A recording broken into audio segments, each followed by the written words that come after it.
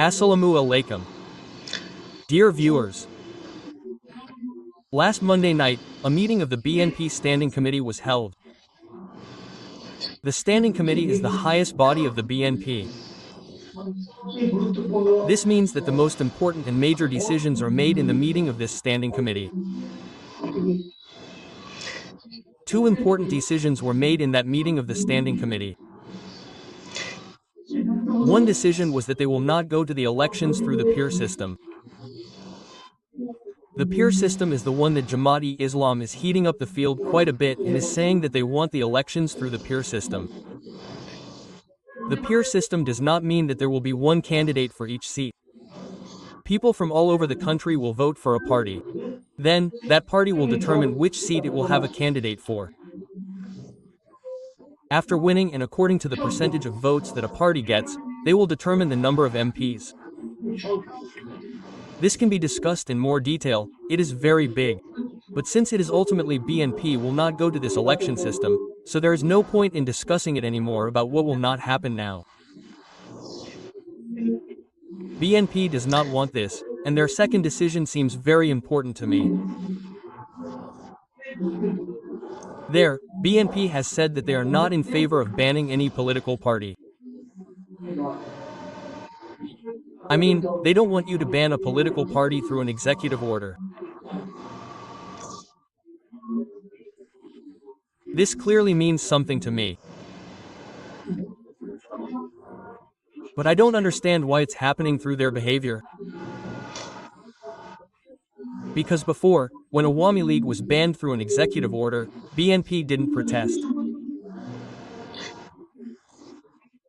But before this executive order was given, BNP repeatedly said a month or two ago that they are not in favor of banning any political party. But what they said was what the advisor to the regime, Dr. Yunus, said in various international media that they are not in favor of banning any political party. Those who said they banned it and BNP said it, but BNP didn't protest. This was the reality. So what do we really understand? We don't really understand. It's very difficult to understand politicians. If they say yes, you don't really understand. And if you think that what they say may not happen, you don't know for sure. And if they don't say it, you have to understand that it may happen. I don't know which is actually their mind and which is their mouth. I don't know which the people will understand. Anyway, this time they have stated again that they are not in favor of banning any political party. So why did the issue of making this statement arise now? It arose because there has been a kind of movement going on for the past few days to ban the Jatiya Party. And that movement was initiated by the People's Rights Council. Along with it, the NCP, they have been repeatedly saying that the Jatiya Party was guilty of tyranny. It was the fault of fascism. It was the fault of the Awami League, and it was because of the support of the Jatiya Party that the Awami League was able to deprive people of their voting rights for the last 15 years. These are the allegations that the Jatiya Party was the Awami League's 10 true allegations. The allegations that the Awami League has been able to keep people from elections, real elections in this country, in which the Jatiya Party has played an important supporting role, it is also true.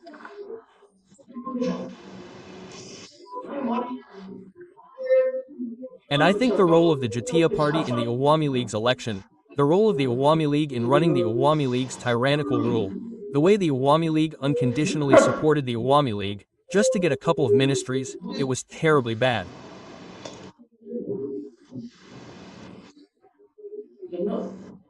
And I have always told the Jatiya Party that I did not see the character of a political party in them. They have done very heinous things and can be punished for their heinous acts. But what I always say, I have said before, no matter how bad a political party behaves, the people will punish it, not anyone else, not the government. And this kind of unelected government is even worse. When the government does it, the political motive of that government will work in it. Let me give you an example. For example, the Awami League banned Jamaat-e-Islam on August 3rd, just before its departure. Why did it do it on August 3rd last year? if their political motive was completely behind banning Jamaat-e-Islam.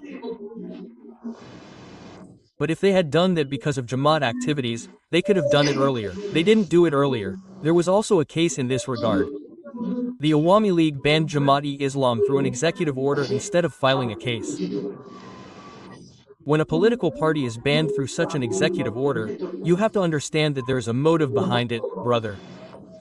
That is clear. But what has been done is done. If someone bans it through an executive order, you will dislike it, I will dislike it too. But I cannot deny it, we have to accept it. The Awami League is not banned at the moment, but their political activities have been banned. They cannot do any political activities, and in light of this, the Election Commission has suspended the registration of the Awami League. This is another matter. If you read the RPO of the Awami League, there is no option to suspend the registration of any political party in the RPO. Either there will be registration or there will be no registration. So, I cannot say under which section of the RPO the Election Commission has suspended the registration of the Awami League. There are many retired intellectuals there, they know how to do it. I request you to open a book and read it. RPO is available. If you search on Google, you will find RPO. So if you check there, you will see that any political party can be banned, any political party can be cancelled, registered, but there is no option to suspend the registration.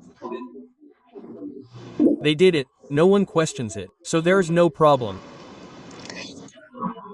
And today I saw that an election commissioner said that since their registration is suspended, therefore since their symbol is not there, therefore no one can hold elections with the boat symbol. Can they then do it independently? He could not say clearly whether he could do that either. I do not think there is any reason not to say it. Anyone, any citizen of Bangladesh, who is a voter, has the right to hold independent elections if he can fulfill the obligations of holding independent elections. So anyway, you are not willing to say it either because if you say it, there will be no trouble later. Everyone is very careful. Anyway, if you are careful, there is no problem. But one thing is said, if someone has a criminal case pending, meaning if he is a fugitive, living outside the country or has fled somewhere else, then he will not be able to participate in the elections. I support this rule, this law, this method. If you take a fugitive, you should not elect someone who is a fugitive from the law. What is the problem with him choosing to vote from the jail he is in? But I support the Election Commission's statement that he will not be able to vote if he is a fugitive. Anyway, I come back to the previous topic. The demand to ban the Jatiya Party is being raised. Basically, in the context of this demand, BNP has said that they are not in favor of banning any political party. That means they want the Jatiya Party to participate in the next elections. This is a straight statement. They want this and they have a big politics behind this. Whatever the politicians are, I support it. Because if the Jatiya Party does not participate in the elections, I have said in the past few days that if the Jatiya Party does not participate in the elections, then it will go to the Jamaat-e-Islami. Then if all its demands are not met, Jamaat-e-Islami can threaten at any time that we will not participate in the elections. And to balance this threat, I think that the Jatiya Party should participate in the elections. Here is another point. What is that point? Why does Jamaat-e-Islami want that if the Jatiya Party wins the elections, what is the benefit to Jamaat-e-Islami? I do not know if they want to, but what is the benefit to them? That benefit is if the Jatiya Party participates in the elections. Many fear that if the Jatiya Party wins the elections, the Awami League votes may fall to the Jatiya Party, the plow may fall. If such votes are cast, then it will again be a negative thing for Jamaat. Jamaat's desire to be the second place, the main opposition party, may not be realized. They may want to do so for all these reasons. I do not know. Actually, I have spoken entirely of my own ideas. I have my own opinion, so I cannot predict the future. I am not an astrologer, nothing. So I shared with you as much as I understand.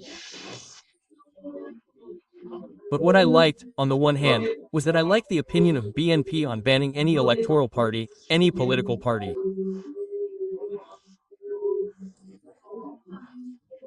Also, where was this opinion then? What can I say to BNP? I felt a little funny that why do you say different things at different times? Also, when you said it before, why couldn't you stay consistent? That means BNP was a bit afraid of killing Awami League.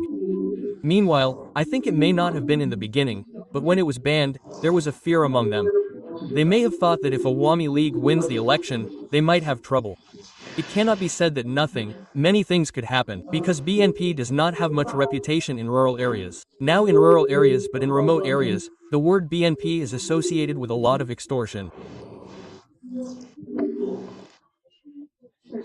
However, in this context, I would like to applaud BNP for standing against the attempt to ban political parties by executive order, whether it is the Jatiya Party, BNP, Jatiya Party, Awami League or any other party.